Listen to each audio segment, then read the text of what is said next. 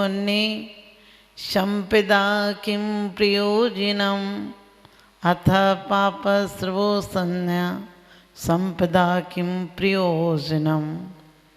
समंत्रभद्र स्वामी कहते हैं, यदि पाप का निरोध किया है तो संपदा क्या प्रयोजन रखती है, और यदि पुण्य का आश्रव किया है तो संपदा क्या प्रयोजन रखता है। यानी पुण्य का आश्रव किया है तो संपत्ति, बाह्य संपत्ति हो या नहीं हो, संतुष्टि होती है, और यदि पाप का आश्रव किया है तो संपदा कितनी भी हो, सुख और शांति नहीं मिल सकती है। संपदा से तिजोरियां तो भर सकते हो लेकिन रोटी खा नहीं सकते हो। क्योंकि आपने देखा होगा, आचार्य पूज्यपाद स्वामी कहते हैं कि धन पुण्य से आए तो सुफल देता है और धन पाप से आए तो कुफल देता है। पुण्य की जड़ पाताल और पाप की जड़ अस्पताल। हम सोचते हैं कि पुण्य का उदय है जिसके यहाँ बहुत धन, वैभव, गाड़ी घोड़े, बहुत अच्छे नौकर चाकर हैं, लेकिन आचार्य कहते हैं वो चक्रवर्ती की संपदा भी निकृष्ट है यदि धर्म के बिना है तो। आप दर्शन पाठ में भी पढ़ते हैं कि मैं धर्म के सहित दरिद्री होना स्वीकार करता हूँ, लेकिन धर्म के बिना चक्रवर्ती होना भी स्वीकार नहीं करता हूँ। 2 चक्रवर्ती नरक गए, जबकि आपको पता चक्रवर्ती कभी भी कौन, श्रावक, सामान्य श्रावक नहीं हो सकता। चक्रवर्ती चक्रवर्ती होगा तो पूर्व जन्म का मुनि ही होगा, वो चक्रवर्ती पद पाएगा। तीर्थंकर नरक से होने वाला जीव, आने वाला जीव हो सकता है, लेकिन कामदेव, चक्रवर्ती, बलदेव, नारायण, प्रतिनारायण, ये सब नरक से आने वाले जीव नहीं हो सकते हैं। क्योंकि जिन्होंने तीव्र तपस्या, बहुत अच्छा पुण्य किया, वही चक्रवर्ती हो सकता है। क्योंकि चक्रवर्ती होना आसान बात नहीं है। 6 खंड विभूति का मालिक होना, लेकिन एक पूर्व जन्म में क्यों कहते हैं कि किसी से दुश्मनी मत रखना। शुभम चक्रवर्ती की आप सबको याद होगी कि एक रसोइये पर क्रोध में आकर पूरी खीर पलट दी थी और वो जल के मर गया था, और उसका प्रताप वो की व्यंतर हुआ, और उसके बाद उसने अपनी विद्या बल से राजा को मिठाइयाँ ला कर देता था, फल ला कर देता था। विद्या बल से वो कुछ भी ला सकता है, देवता है। और राजा कहने लगा, ये कहाँ से लाते हो तुम इतने अच्छे अच्छे फल? तो वो कहने लगा, हमारे यहाँ एक वृक्ष है, हम तो कुछ दिन बाद जाने वाले हैं, आप चाहो तो उसको दिखा सकता हूँ। सब मंत्रियों ने मना किया कि आप इसकी बात में मत आओ, ऐसे कोई फल सुने नहीं, देखे नहीं है जो फल ला कर देता है।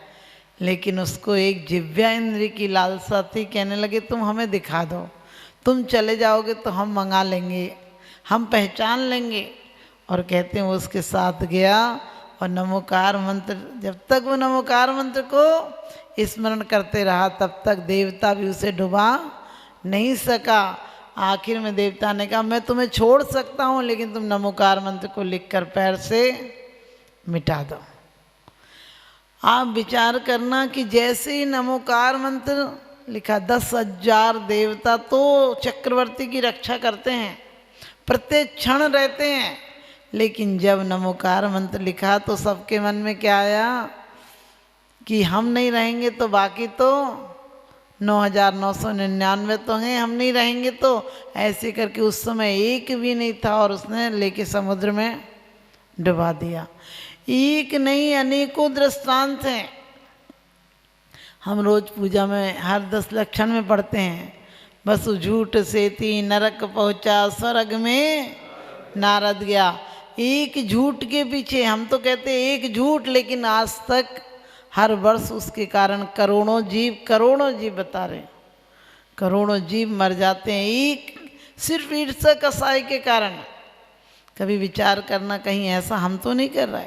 पाप सिर्फ वो नहीं है जो आप कहते हो हमने हिंसा कर दी, झूठ बोल दिया, ये पाप नहीं है। हमारे प्रत्येक क्षण आत्म स्वभाव से हटकर जो भी परिणाम है वो सब पाप हैं।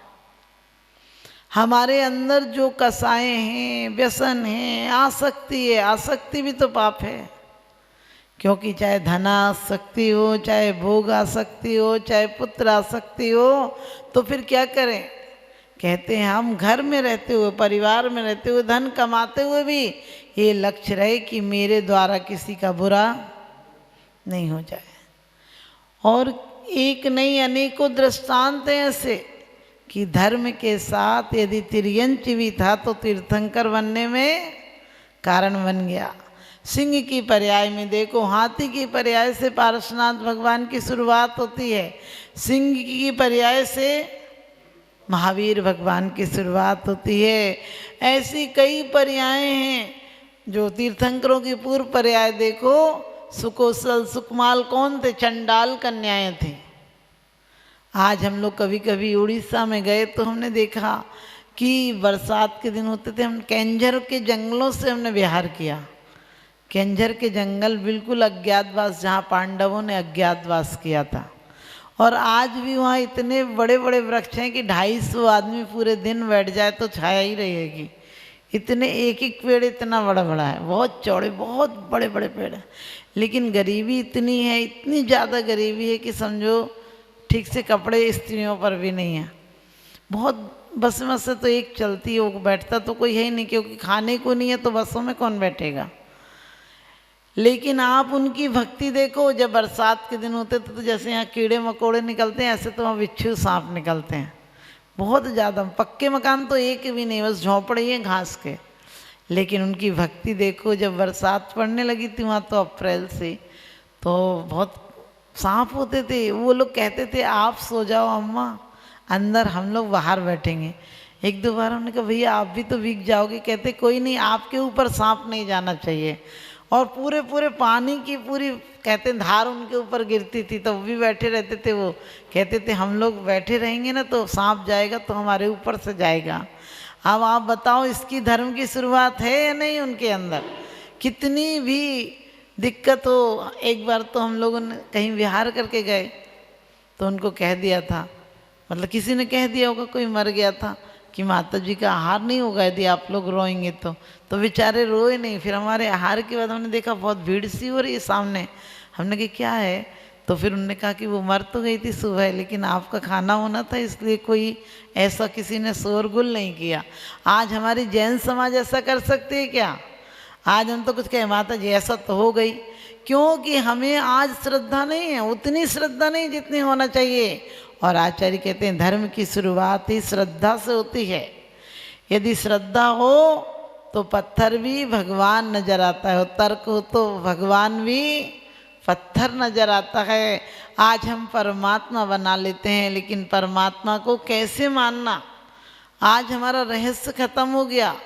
बोले हम लाए थे भगवान, हम कैसे लाएंगे भगवान? हमारा पुण्य होगा तो हम सहयोग कर सकते हैं, हम अपने पुण्य को सार्थक कर सकते हैं। क्योंकि पुण्य फले तो सब फले, वनिज खेत व्यापार, और वरना अकेले धन से क्या होगा। धन की सुविधाएं, परिवार का यदि आप भला चाहते हैं तो परिवार के लिए आप सुविधाएं जुटा सकते हो, लेकिन सुख नहीं दे सकते हो। अंजना के पिताजी ने सगाई वाले जन्म से लेकर बेटी की कितनी चिंता की थी, आप लोगों ने पढ़ा होगा, शायद पुराण पढ़ा होगा। रावण को इसलिए नहीं दी थी कि रावण की उम्र बड़ी है, उनके बेटों को इसलिए नहीं दी थी कि दोनों बेटे समान बल वाले हैं, कभी युद्ध हो जाएगा। लेकिन विद्युत प्रभ को बहुत अच्छा राजकुमार था, उसे क्यों नहीं दी कन्या? क्योंकि वो आगामी समय में बैरागी हो जाएगा, तो फिर कन्या अकेले कैसे रहेगी। और लेकिन पवनजय सर्वगुण संपन्न था, उसे कन्या दी। लेकिन और पवनजय भी कम लाडला नहीं था, एक ही बेटा था। और इतना नहीं, एक बेटा होने के साथ साथ जिस दिन से पवनजय का जन्म हुआ था उस दिन से हजारों मजदूर उस महल को बनाने में काम कर रहे थे कि इतना सुंदर महल हो, जिसको आजकल वातानुकूल कहते हैं कि गर्मी में ऐसा हो, सर्दी में ऐसा हो। इतना सुंदर महल, एक एक चीज़ की कारीगरी सोने और मीनों से की गई थी। लेकिन क्या अंजना उस महल में सुख से रह पाई? अंजना भले ही आपने महल बनाया हो, लेकिन कर्म कहता है मैं आगे आगे चलता हूँ, तेरे से भी आगे चलता हूँ, तू सुविधाएं जुटाएगा, सुख तो मैं ही दे पाऊंगा। और अंजना एक कैसा पवंजा, ऐसा नहीं था शादी के पहले, 3 दिन की सब्र नहीं थी, चुपचाप से देखने गया था और देखो क्या हो गया। देखने गया था, वो अदब से चुप थी गुनाहगार की तरह, और इसकी जबान चल रही थी, सखियों की जबान चल रही थी तलवार की तरह। वो इसलिए नहीं बोली कि मैं होने वाले पति के बारे में क्या कहूँ, बाद में इन लोगों को जवाब दूंगी।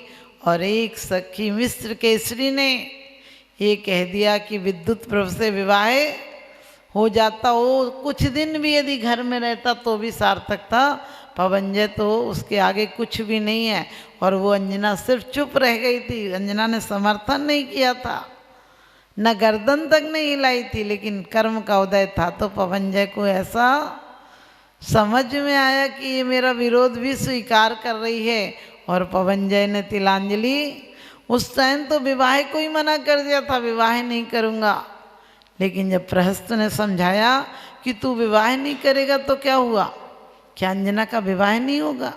अरे अंजना को तेरे से सुंदर सुंदर राजकुमार मिल जाएंगे तो फिर प्रतिशोध जागता है। देखो कसाई कहाँ कहाँ से दिमाग लगाती है, सोचता है ठीक कहा तूने, अभी छोड़ दूंगा तो दूसरी जगह ब्याही जाएगी, लेकिन विवाह के बाद छोड़ूंगा तो सही बदला लूँगा।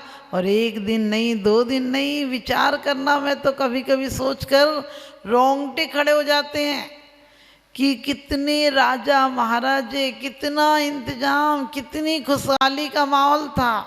और दूसरे दिन जब पता चला कि पवंजय ने छोड़ दिया है तो कैसा गमगीन माहौल हो गया होगा, कितना तिरस्कार, कितनी जिल्लत उसे, भले लोगों ने कुछ नहीं कहा होगा लेकिन अपने आप में महसूस दिया होगा।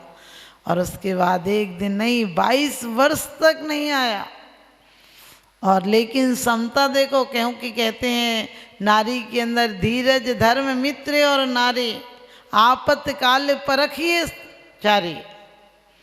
रावण के साथ इन लोगों की क्या खानदानी दोस्ती थी, बहुत पैतृक दोस्ती थी, बहुत पुरानी दोस्ती थी।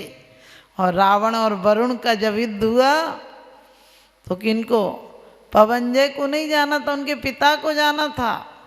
लेकिन पवंजय कहते हैं कि आप कैसे जाओगे, हम जाएंगे, बेटे के रहते हुए पिताजी क्यों जाएंगे।